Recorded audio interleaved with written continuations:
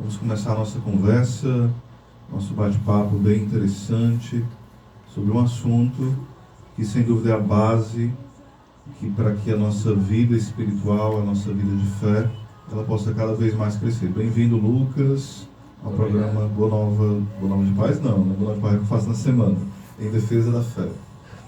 Eu que agradeço o convite, né, e as boas-vindas. Peraí, só um momento.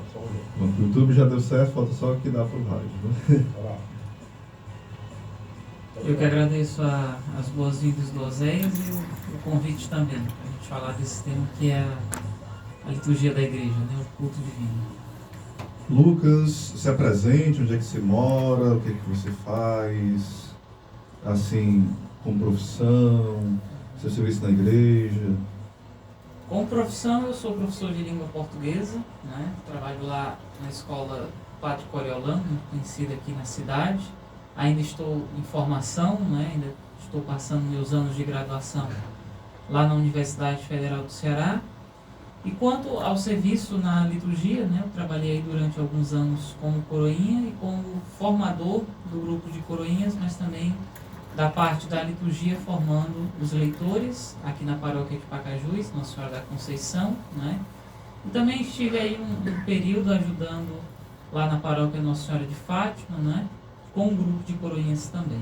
Essa aí é um pouco da minha caminhada no que diz respeito à liturgia, mas no nível dos estudos já fazem aí alguns anos, né? Pelejando nos estudos com liturgia, especificamente sobre liturgia. E o que te levou a esse desejo de aprofundar esse tema em específico, né? A liturgia, porque tem tantos temas da fé para se estudar, que tem umas pessoas que são interessadas muito em exorcismo, né? Outras pessoas são interessadas em temas mais místicos. O que te levou a querer aprofundar esse tema e se debruçar de fato nele, ensinar para os outros? Bom, do que eu me recordo, né, era uma curiosidade de saber o nome daquele monte de veste que tinha na igreja. Por que tinha aquelas coisas, mas só na igreja católica. Não é?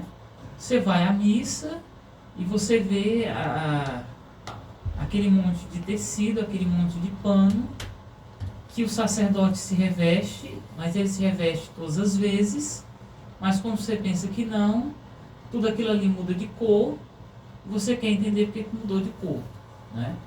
E aí eu lembro que nessa época a internet estava chegando onde eu morava, né? Que é lá na Mangabeira. Eu botei lá no Google, roupa de padre. Aí saiu um monte de casula, saiu um monte de batina, saiu um monte de alva, né? Mas tudo em site para você comprar, né? Eram as alfaiatarias vendendo lá. E aí depois eu descubro um blog, né? Que é comandado pelo Rafael Vitola Brodbeck, né? Que se chama Salvem a Liturgia. Nessa época, acho que 2014 por aí, o blog ainda estava ativo, ainda tinha postagens. Hoje não tem mais, né? E aí eu começo a ler todos aqueles artigos, né? Leio abundantemente e vai passando, e começa a se efetivar mais esse interesse, né? Mais só do que saber os nomes daqueles paramentos, daquelas vestes, né? Veio a curiosidade do entendimento do uso, né? Para que serve? Por que se usa? Aí depois você vai entendendo que é muito maior, né? Se a gente for buscar algo para notabilizar o que é liturgia dentro da igreja, você vai perceber que não pega talvez um instante de uma biblioteca. Agora, quando você tira isso e passa para o lado daquilo que nós celebramos, daquilo que nós fazemos dentro dos ritos de liturgia, aí se torna muito expansivo, né? Essa é uma compreensão que é bom que a gente entenda. E dentro da liturgia, em questões de estudo, nós não temos propriamente um segmento que é só liturgia, né? Então você precisa de um apoio de outras ciências para que exista essa ciência litúrgica. A maior de todas é a teologia. não existe estudo de liturgia sem teologia. Não funciona. Não dá certo.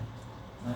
Então, Uma má teologia vai dar numa má compreensão da liturgia e vice-versa, no caso. Vice-versa. Completamente. Né? Não faz sentido, por exemplo, a gente falar sobre o rito eucarístico e não passar por todas as vertentes que a teologia nos pede que sejam ditas assim. Né? O que a liturgia faz é, digamos assim, regulamentar. Quer dizer, vocês celebram desta forma. Mas por que celebramos desta forma? Porque primeiro cremos. Né? Porque primeiro cremos. Eu recordo que quando nós vamos fazer uma iniciação no grupo de coroinhas, a primeira parte que nós passamos não tem nada a ver com o cerimonial da missa. Não tem nada a ver com aquilo que é prático.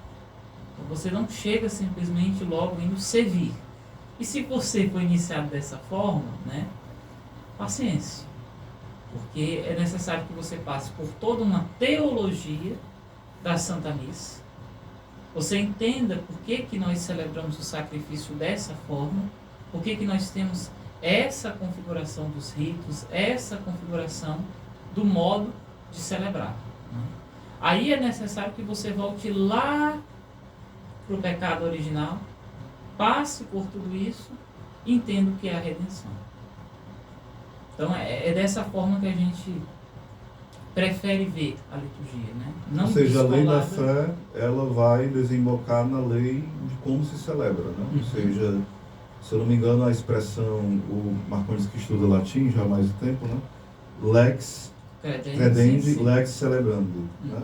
Ou seja, a lei da fé vai ser a mesma lei daquilo que eu celebro. Não tem como ser uma separação das duas coisas. Né?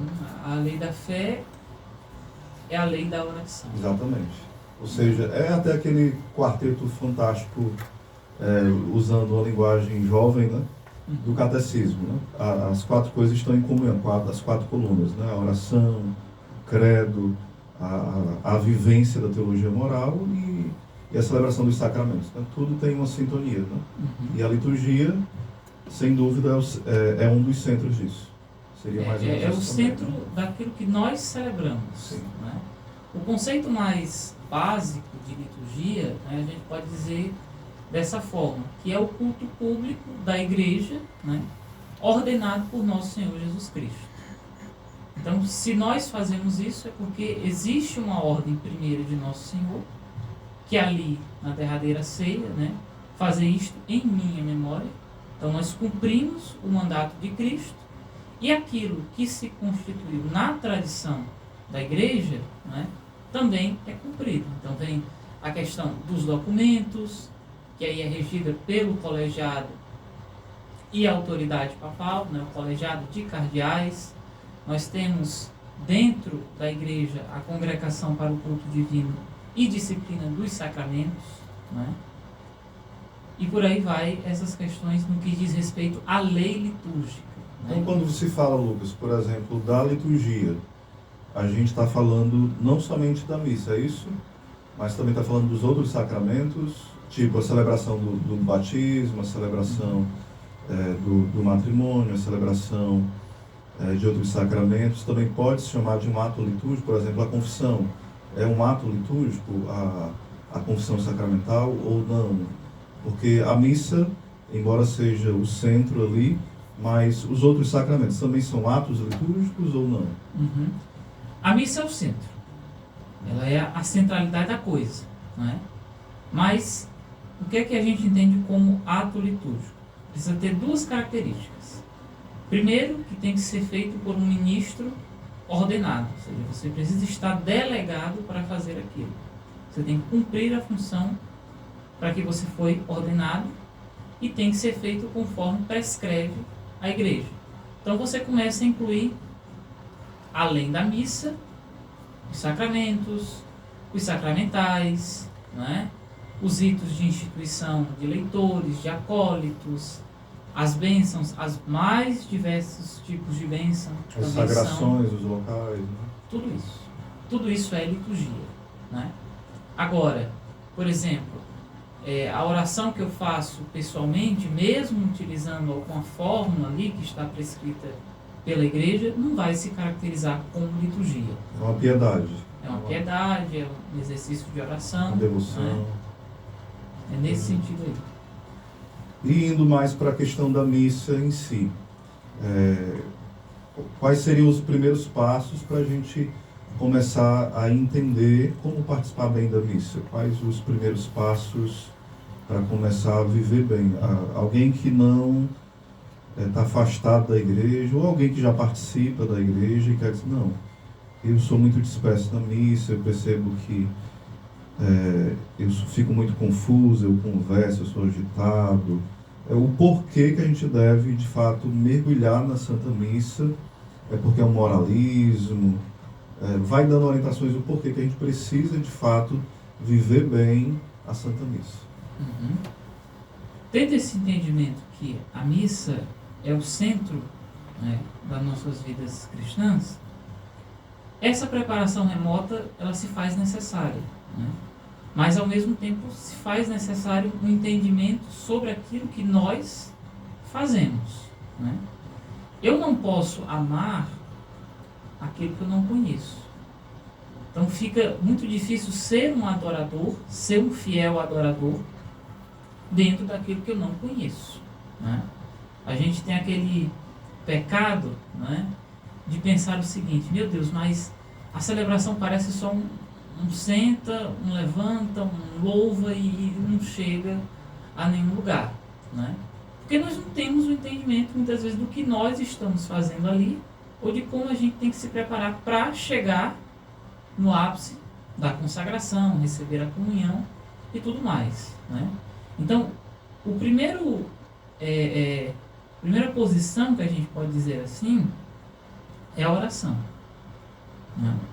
Ou seja, você tem que entender que quando você vai à casa de Deus, é uma casa de oração.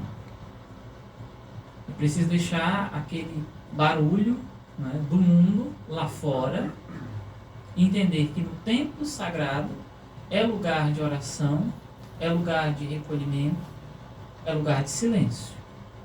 Evidentemente que nós vamos encontrar muitas dificuldades, porque a gente ainda nem começou a missa e já tem toda uma preparação remota ali, né, de organização daqueles objetos, de organização do espaço celebrativo, e nós, enquanto fiéis, dentro do corpo da igreja, está naquele momento de acomodação. Mas nada impede a oração. Nada impede que você direcione alguns minutos lá na capela do Santíssimo e ofereça, né, a sua intenção, peça a Deus que ajude tanto os seus irmãos como aqueles que irão celebrar mais diretamente ao altar e propriamente o sacerdote. Então, dentro da nossa preparação remota, como fiéis, a essencialidade da coisa é a oração. E permanecer sempre nesse estado orante, nessa postura orante. E aí isso vai se destrinchando em muitos sinais, em muitos gestos. Ou seja, esse reflexo exterior é primeiro interior. Isso vai desde o sinal da cruz, bem feito, né, bem gesticulado, acompanhando as coisas que estão acontecendo ali, até as inclinações, até as respostas que eu vou dar na Santa Missa, se ajoelhar nos momentos certos, né? Todos esses gestos e essas posturas precisam estar ali bem evidentes, porque isso não mostra uma participação apartada, mostra uma participação ativa, uma participação ciente daquilo que eu estou fazendo. Por que nós fazemos o sinal da cruz? É um sinal de nossa fé. Por que nós nos ajoelhamos? É um sinal de adoração, é um sinal de piedade, é um sinal de reverência para aquele que está sendo elevado em nosso altar, corpo e sangue de nosso Senhor Jesus Cristo, não é? Por que eu bato a mão no peito, né, durante o ato penitencial, reconhecendo as minhas culpas, as minhas faltas, né?